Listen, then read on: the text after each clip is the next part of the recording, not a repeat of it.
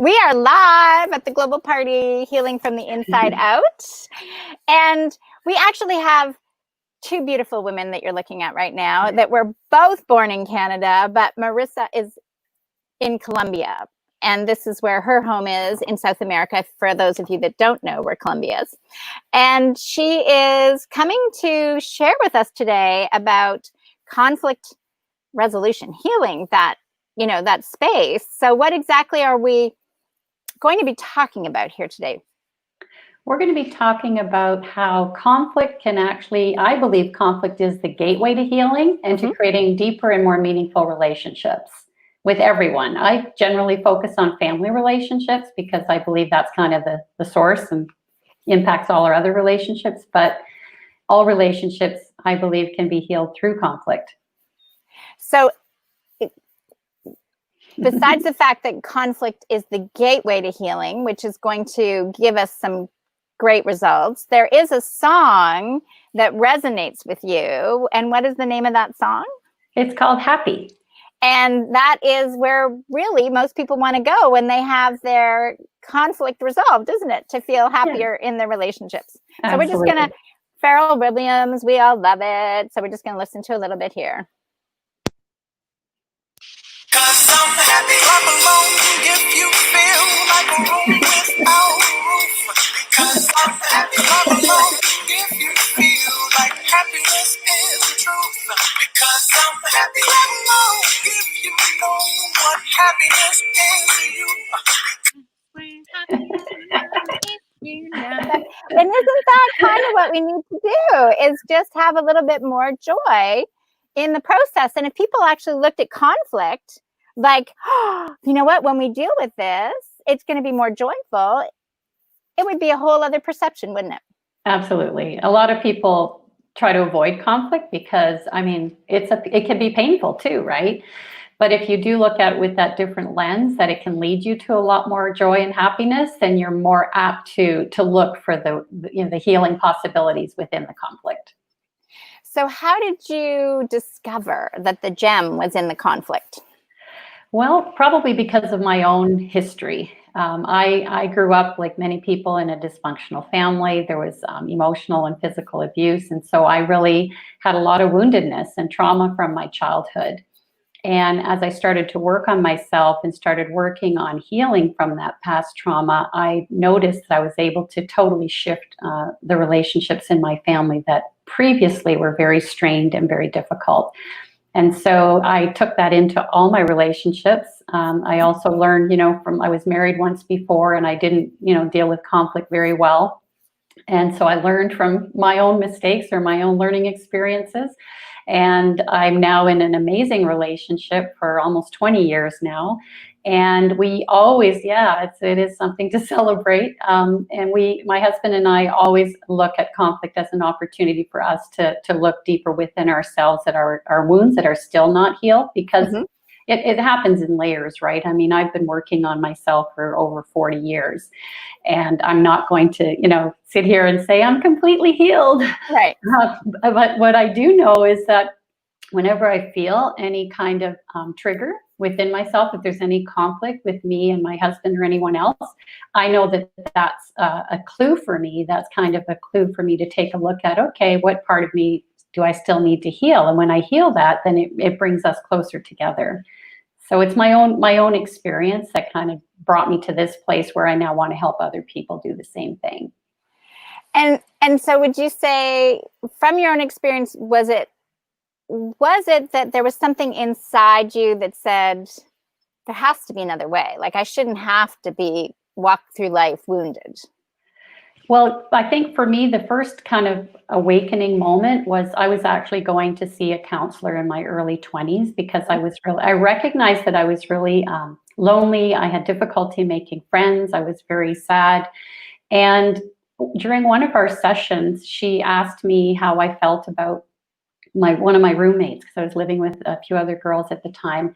And I didn't know what to say. I was just kind of like, I didn't know. And I was kind of numb to it. And when I realized that, I was like, really like, wow, I have no idea how I feel. And I realized I also didn't have opinions about anything because it wasn't safe for me to express myself as a child. So I just didn't bother having opinions, or, I was just very quiet. And so when I recognized that during that session, I thought, if I don't do something to heal from this past, I'm never going to be able to really truly love anyone or feel love, and I'll be I'll be unhappy for the rest of my life and lonely, and I didn't want that. So that's kind of what made me realize that I had to look at my own wounds and see, what's really going on there, and what did I make all my past experiences mean? Because Right. most of us attach, well, I would say probably all of us attach meaning to our experiences, and and we have core wounds because of our past. So for me, one of my core wounds was, I wasn't good enough. Nothing I ever did was good enough.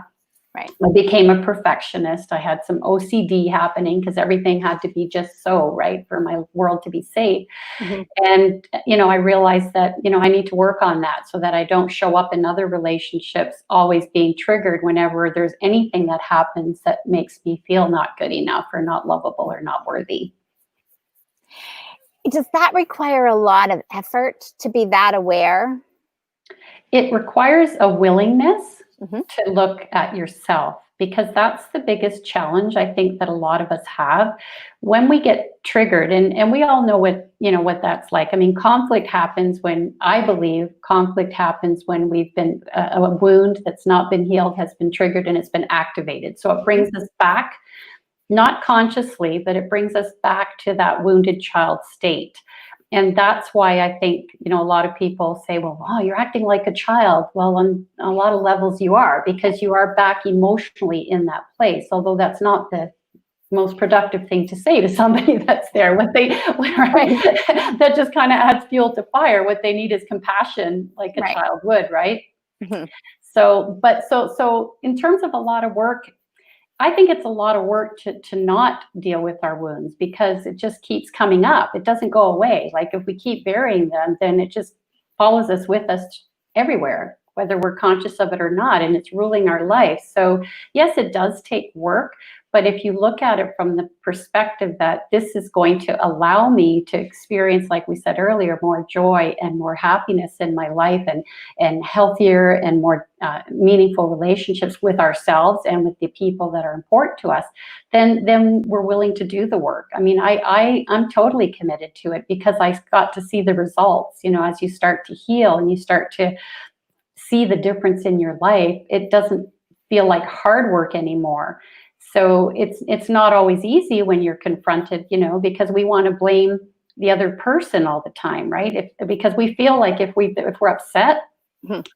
Because of what somebody did or didn't do or said or didn't say, we really think that's why we're upset. And what I try to, help my clients recognize is that that's just the surface thing. That's just, that's not really why you're upset. It's about looking a little bit deeper. What are you making this particular situation mean? And when you can do that, you start to heal, what's really going on. And then those things that used to upset you don't anymore. Does that make sense? Oh, absolutely. I typed in there that it takes more work to ignore it. And I just wanted you to actually expand on that one, because I know, like, that when we've looked at ourselves and, released, it's like, oh, it's so much more freedom. It is like growing your hair long. You're like, oh, Yes. there is a gift in being able to embrace Yes. yourself, and when I know, for me, when I'm able to go, you know what, I am good enough. Yes. I am lovable, and I am different, and that's okay. I guess even in this past year, it's like to be able to say, you know what, I realize, like with this whole COVID thing, it's like I'm completely, like I say, a butterfly. There's no common ingredient, in terms of the perceptions. And I'm okay with that. I wouldn't have been probably okay with that even last year. Mm-hmm. Right? Mm-hmm. Because as you say, there's always little layers. There's always little extra things that we have to that show up. It's like the Sure. emotion the wind blows in. I mean, that's life. To me, that's life. You have an Mhm. experience, and then you get to choose. Ooh, gee, my shoe is covered in mud. Like my emotions have been triggered. I'm yeah, there's cobwebs. Yeah. If that is the experience, instead of thinking intellectually we have to learn a specific knowledge, if we could intellectually realize we've given every experience meaning, Yes. and that meaning may be harming us or taking us away from where we want to go, Yes. versus helping us go where we want to go, which is your gateway, right? You want to redirect the experience and say, no, you can choose that way, but is that working for you anymore? Absolutely. And that's the beauty of it, is that we get to choose and change the stories of the past. And people might say, well, no, because what happened is what happened. You can't change it. And it's true, you can't change the actual specific events, but you can change your perception around what really happened. Because a lot of times, when we made up stuff as kids, it was based on what? I mean, it's a child's mind. We really didn't know what was going on with the adults in our, that were maybe causing us that pain and suffering. And when we can look at it from a different perspective, then it takes away a lot of the sting. And we're able to actually have compassion even for those people that hurt us. I mean, that's what happened with me and my father. I mean, he was very, very strict. But he was, from Italy, an immigrant to Canada. And he came when he was young. He was 18, and he didn't have the skills. He had 3 young kids under the age of 5 in his early 20s. I mean, worried about making money, putting food on the table, had a lot of stress and anxiety. Now, I'm not saying, we need to condone, abusive behavior, but when we can understand it and we don't take it personally anymore. So I was able to see that wasn't because I was a bad kid, had nothing to do with me, right? He just had his own issues and didn't have the tools in order to deal with them in a more appropriate way. And so I was able to actually look and see, his own woundedness and see his inner child that never had the opportunity to heal. Mm-hmm. And because of that, I was able to totally transform my relationship with him from one of, extreme fear and not wanting to spend time with him to deep love. And that's the beauty of the healing, is you really can shift any relationship, even if the person is no longer with you. Right. You can shift your memories. And shifting your memories is allowing you even to become at peace, because ultimately every one of us, whether you're in that space of wanting to forgive yet completely, you're still the one that's holding on to that experience. And I think, again, we're not in a sense excusing that someone was hit or abused or however the situation is. Like, what we're saying is you're left with the remnants of that experience. Yes. Right? Yes. And if we don't forgive, like, we're holding on to that energy, it's affecting our lives in a negative way. Right? Because the other person's, whether we forgive them or not, yes, they may be suffering too if they know that we're not forgiving them and we have anger towards them and they want peace. And then, yes, they might suffer as well. But really, in the end, forgiveness is about setting yourself free. It's not about condoning anything. And that's, the biggest challenge people have. They're like, well, how can I forgive something that's really horrible? And it's like, you forgive because the person, was doing the best that they can with the, their level of consciousness, their level of understanding, like I said earlier, the tools or lack thereof. That was the best they could do, even if it wasn't so great for you. But if you can let that go, you're free. Otherwise, the more we hold on to lack of forgiveness, that to me is giving our power away to the person who harmed us. That's an excellent point. Can you, Miss lovely Christine Fanning from Ireland is busy, sharing some comments here, and so I don't know if you can. I don't see them, so go ahead. You don't see them, so it's healing to know. It's healing to know that it's true now, right? It's interrupting and creating a new reality, right? It's the idea that. I mean, I love Christine, so I was going to see. I saw that. I was going to type what you just said. What was the point to make that point? And multitasking. That's okay. It was about giving our power away. We give our power away when we don't forgive people, because now they have a hold on us. They have the power to keep us feeling angry or resentful or in pain.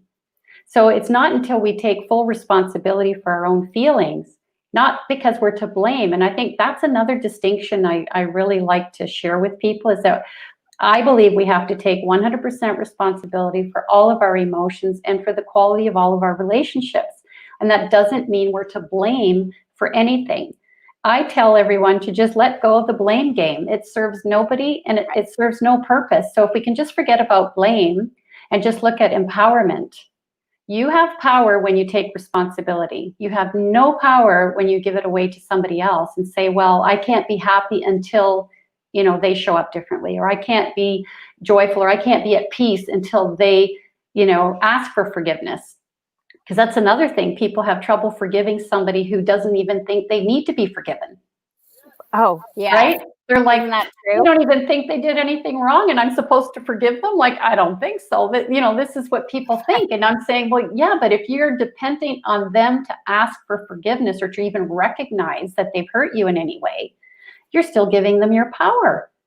And isn't that a level 1 stage almost, when somebody realizes, okay, I'm going to go, I was a victim of abuse, and I'm going to go to my parent or whatever, and I'm going to say, you know what, you abused me. And their immediate response, generally, I'd say, 99.9% of the time is no. That wasn't their perspective. And I just want to jump in and say something that I think is really important. You don't even necessarily have to confront the abuser, right? We think we do, but that's part of our ego mind that thinks, well, I need to let them know just what they did, so that, because a part of our ego wants them to suffer the way we suffered. Mm-hmm.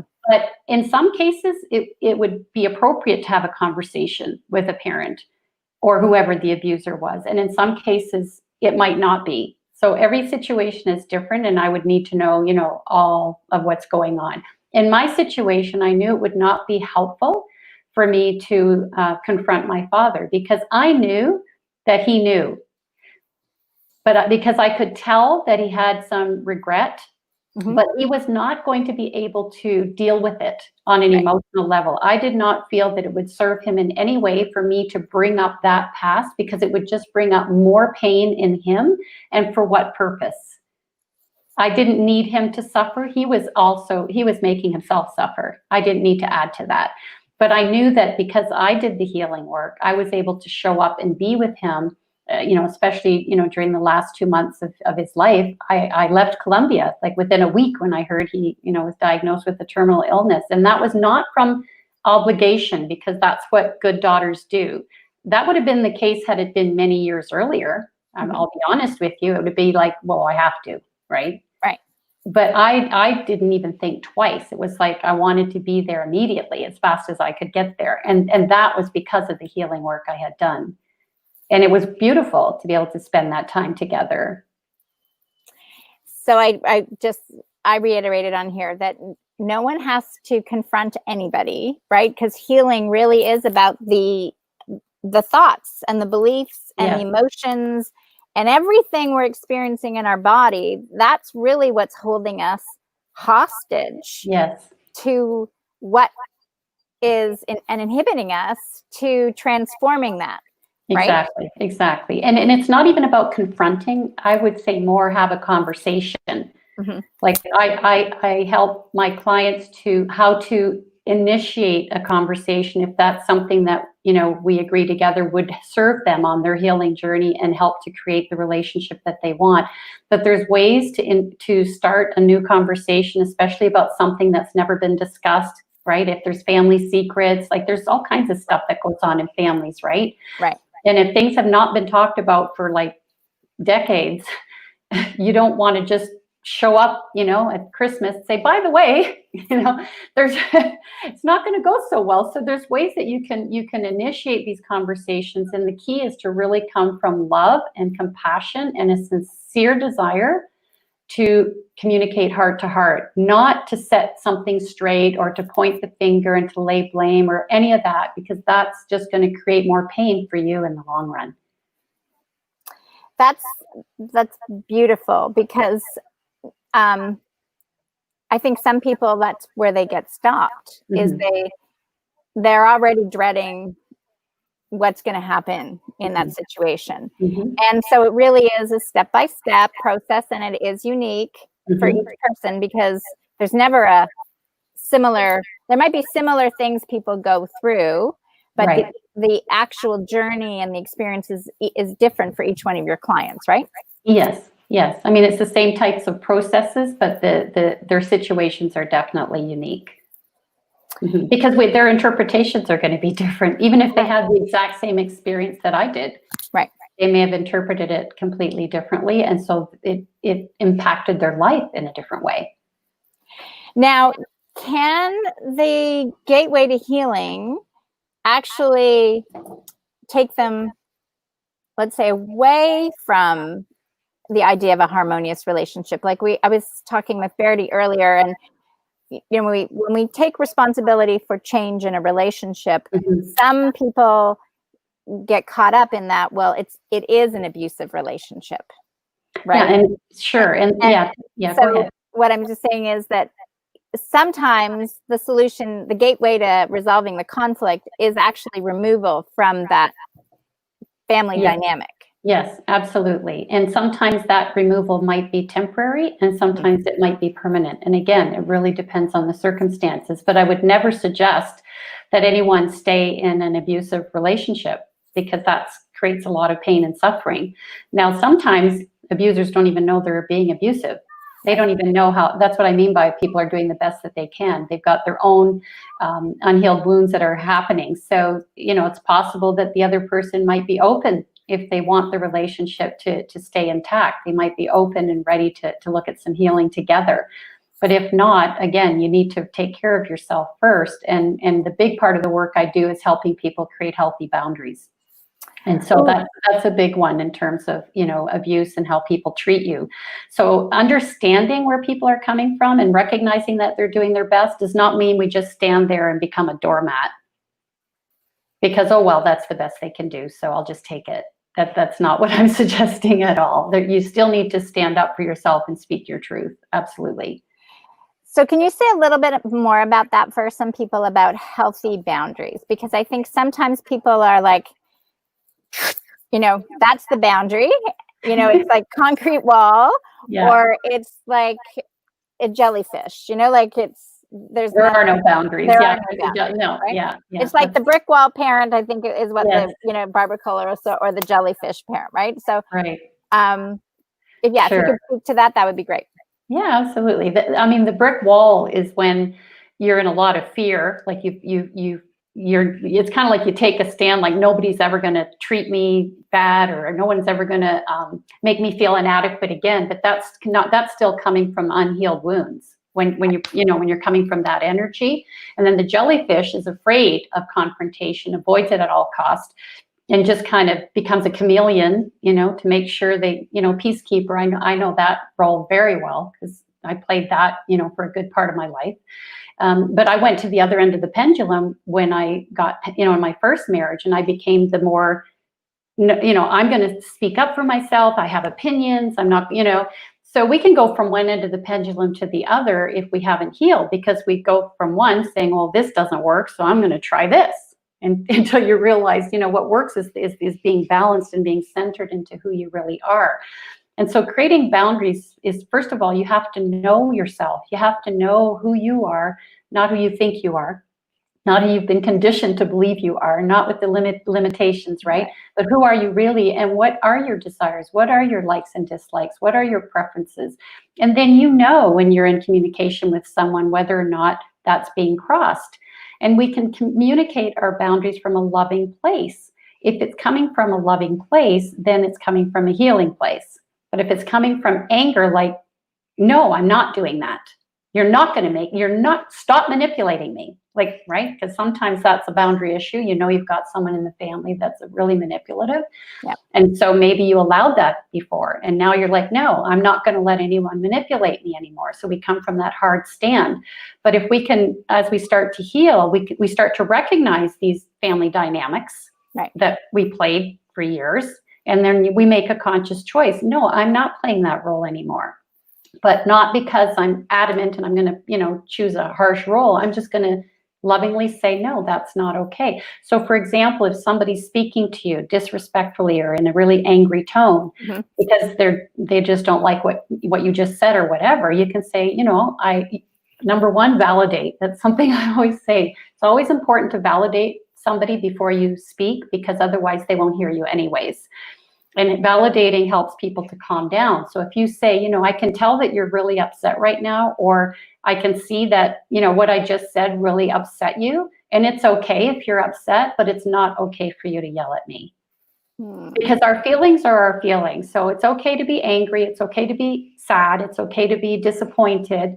But it doesn't mean you have the right to project that onto somebody else. So if someone's doing that to you, that's where you can lovingly say, that's not okay.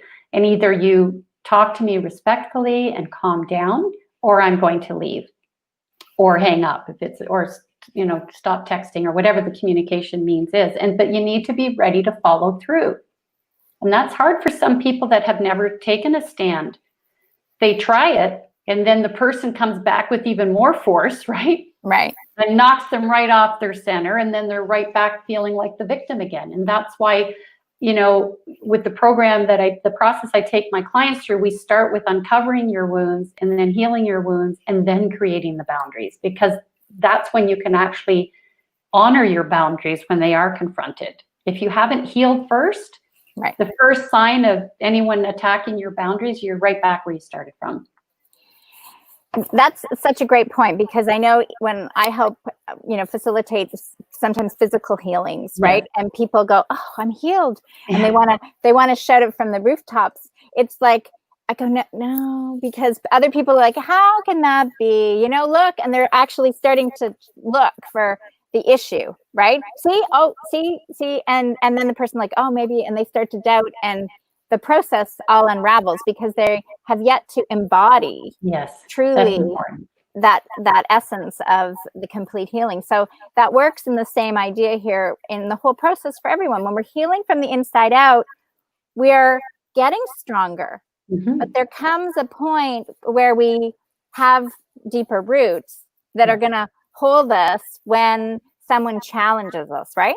Yeah, and that's the key, is to be able to stand in your power regardless of how the people around you are showing up, regardless of what they say to you, regardless of what they do, because you're not, again, codependent really on their actions for you to be strong or for you to feel good or for you to, feel validated. You don't need that from anybody outside of you, because like you said, you've healed from the inside out. So you're strong within yourself. And that's a process. It takes time. It's not, sometimes clients will say to me, "I thought I healed that," when they, with the triggers and stuff, it's like, "I thought I already dealt with that." And I'm like, yeah, you did on one level, but it's like an onion. There's different layers. And now you've just hit another layer that's ready to be healed and released. And that's the beauty of it. As you get closer and closer to the core, you'll know.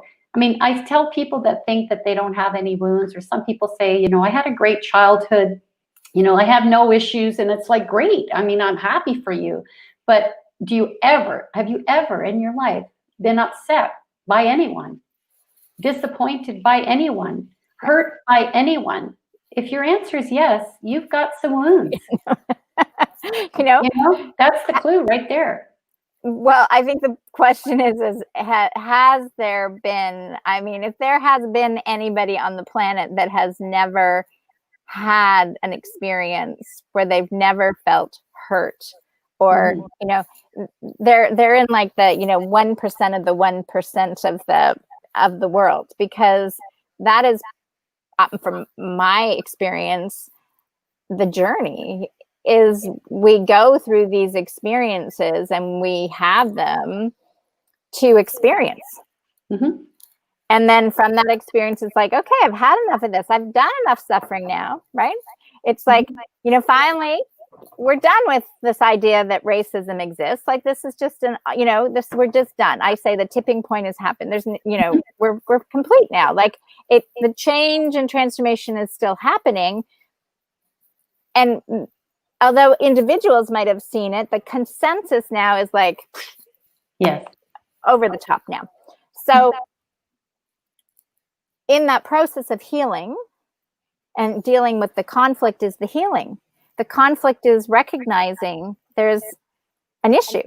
Exactly. There's healing still to be done. That's why it's the gateway, because when you experience a conflict, instead of getting caught up in the surface of what's going on, right? Like you didn't put the cap on the toothpaste again, tube. It's like, it's not about the toothpaste tube. Right. Like, but that's what people argue about, are these things that seem really insignificant because they are, but it's not even avoiding, they're not even aware most of the time that there's something else. What does it mean to you when you've asked your partner, 100 times that something's important to you and he's not following through? What does that mean? Do you feel like he doesn't really care? He doesn't really love you? And where's that? You can just unravel this forever, right? So that's why if you just make a decision that starting right now, whenever I experience any kind of conflict with anyone or even within yourself, because we have conflicts with ourselves, we beat ourselves up when there's nobody around, right? So anytime we feel any of that, if we just make the decision to look deeper, what is really going on? And that's actually the conversation my husband and I have together now. When something happens, it's now I can recognize more when I've been triggered. Okay, there's a process where at first you don't even know you're triggered. You're just in it, right? You're in it. Now the difficulty is when you're triggered, you're reacting right from that child place.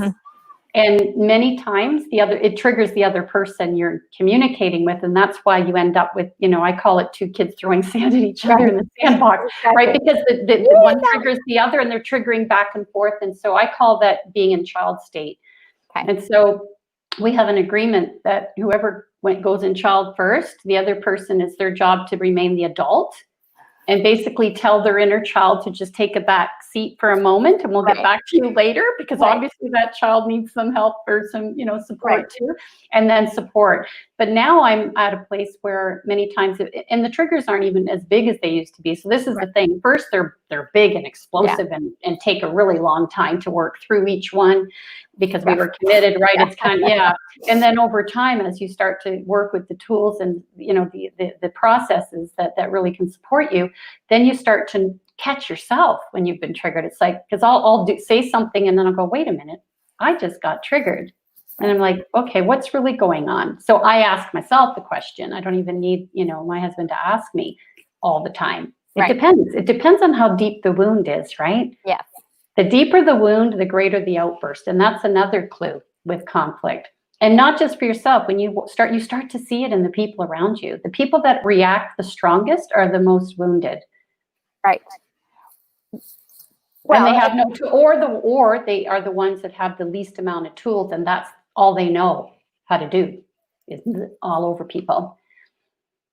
Right? Yeah. And whether they learn that from that same thing, but the explosion is just that. And if we can look at the explosion, once the explosion is exploded, to then say, now there's a gateway. Yes. Even that gives you space to create in a direction that generally, I'm going to say generally, everybody wants to go, is to that space that feels better and that has the relationship that they desire, instead of just saying, I'm not getting what I want right here and right now, and there's the brick wall. And a lot of times, unfortunately, when there's that explosion you talked about, it kind of dies down. It's like that fire, and then it just kind of, goes out. Yep. And then people don't talk about it. They've never resolved it. They don't resolve it. Yeah. It just, it just kind of dies off until the next time. And then it happens again. And it might happen because of a different surface reason, but the deeper reason is the same. Yep. That it's not been addressed and healed. So then same thing happens. And that's why you can have some relationships that are just really, really explosive, because they're never really dealing with the core issues. But if you start to deal with them, those explosions will become less and less, and you'll be able to start just communicating your needs and your desires and your wounds. You don't make it about the other person. It's like, you know what? That's bringing up my feelings of insecurity about, feeling stupid. That was one of my big ones, because, I thought I was stupid growing up because, for different reasons, but I don't need to go into. But if there was a situation that happened where my husband would question something just because, not to confront me. It was very innocent on his part, but my child heard, what, you think I'm stupid? And that would be a whole, and he's like looking at me like, no, like he it wasn't his, that was my issue. Right. And so that's why sometimes you'll have people say, well, I don't even know what I said. Like, right? Like they're like, I don't know what I said. He just exploded or she just exploded. It's like, because it's not about you. And that's another thing I keep telling people, you know, when you get upset, it's not about the other person. It's all about you. And if they get upset with you, it's not about you, it's about them. And that's a whole other conversation we could go into if you want. But that can be part 2 of the series. Okay? Because I think it's a sign of the times, right? Like it's very much that if people are only pointing fingers, right? And there isn't a shift in the perception of the issue. And we're still focused on a problem versus a gateway. We're going to get more problems, right? But you put your attention on, for sure. And I know, I don't know how many years ago it was, but I started to realize that, you know, there was a point where I felt like a somewhat of a victim to the corporations or the government, or they were doing GMO, and all the things that felt inauthentic to me. And then I realized, you know what, every government and every company is made of people, right? And so if I start to hold the vision that every person's heart is opening to the truth of who they are, then the person in the police department that has been noticing the brutality is going to shift or be able to have the courage to stand up. Or the person that says, you know what, we shouldn't be dumping our chemicals anymore, in that organization, because it's this fact of trusting the process and holding the vision that I would love to see in the world is that everybody is free from their personal past and the world that we were raised to think is how it needs to be. And we have, that respect and love that each person is different and unique and special just the way they are. And we get to be happy. Exactly. And you brought up, go ahead. No, I was going to say, you brought up a really good point. When you do your inner healing work and you shift your own energy and perceptions on things, it does impact the people around you. They do start to treat you differently without having a conversation with them about it. So you're absolutely right. We are powerful beings. We just have forgotten that. Yeah. And until someone has that experience, it's the same thing. It's like when I inner guidance, I talk about it's the experience, because we can talk all you want about it. And that's what some people do. They read books, they take courses, and they want to learn, but they never actually take the step to have the experience and notice, oh, that didn't work that time. He still yelled at me, or it still felt, right? I'm sure you have that with your clients. Now, you told me I would be okay. Yeah, no, it's all about integration, because, I think there was a saying, I don't know for how many years back, where we all heard, knowledge is power. And I don't believe that. It's applied knowledge is power. You need to apply the knowledge. You can read, like you said, read everything online. There's a lot of information online. But if that's all it took, we'd all have everything we wanted in life, right? We'd all be the weight we want. We'd have all the relationships we want. We'd have all the money we want. We'd have all the physical, mental, emotional health that we want. If all it took was information, we got plenty of that. It takes more than that. It takes a true commitment and a willingness to apply what you're learning, and just to take steps. And it takes you out of your comfort zone, big time. Yes. So you have to become comfortable with being uncomfortable. Yeah, exactly. Because people know what they know. Like, that's why, sometimes people will say, well, why do people stay in an abusive relationship? And I don't have judgments about people that do, because I get it. They know what they're dealing with in that situation. They don't know what's out that other door.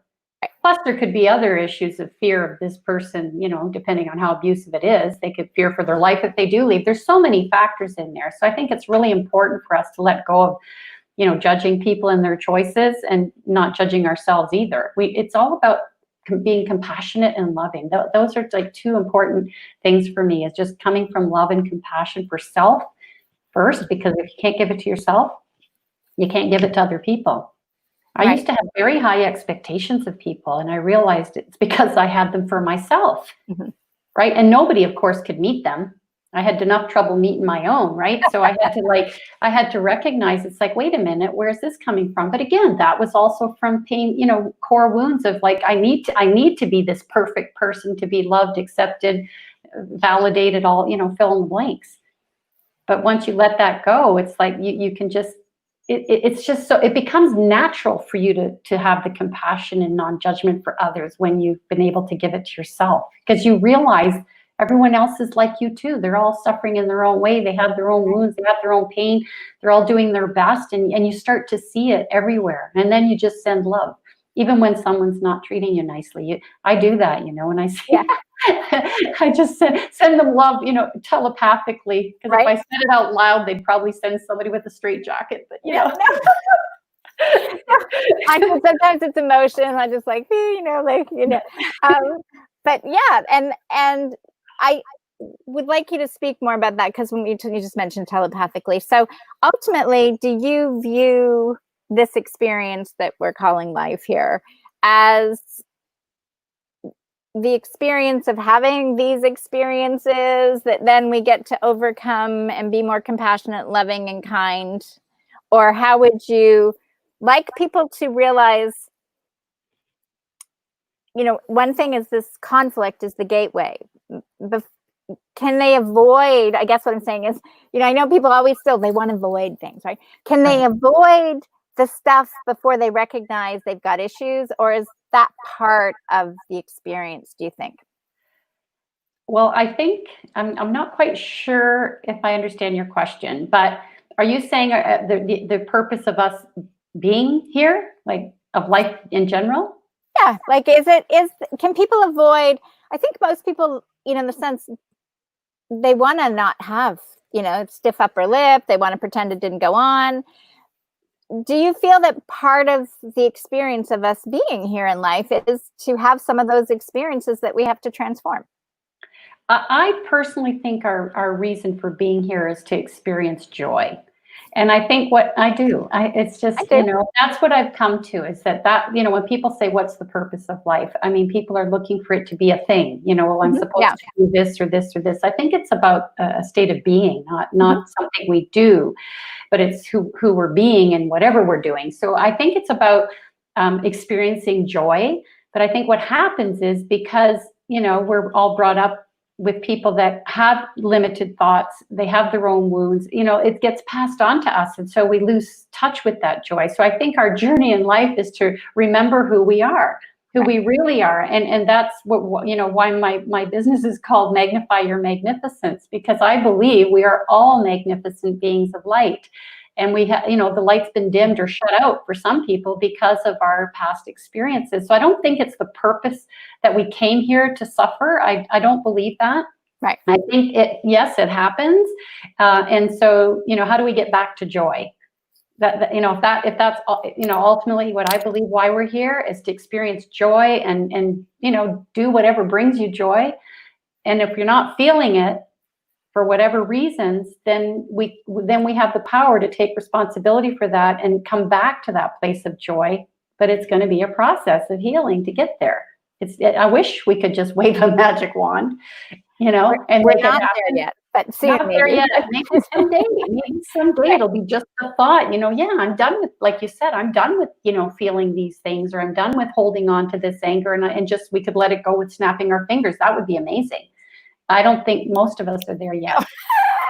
No, well, I am wholeheartedly in alignment with you, because for me, my experience was I did buy into that theory of peeling onion layers, and that the journey was that we had to suffer.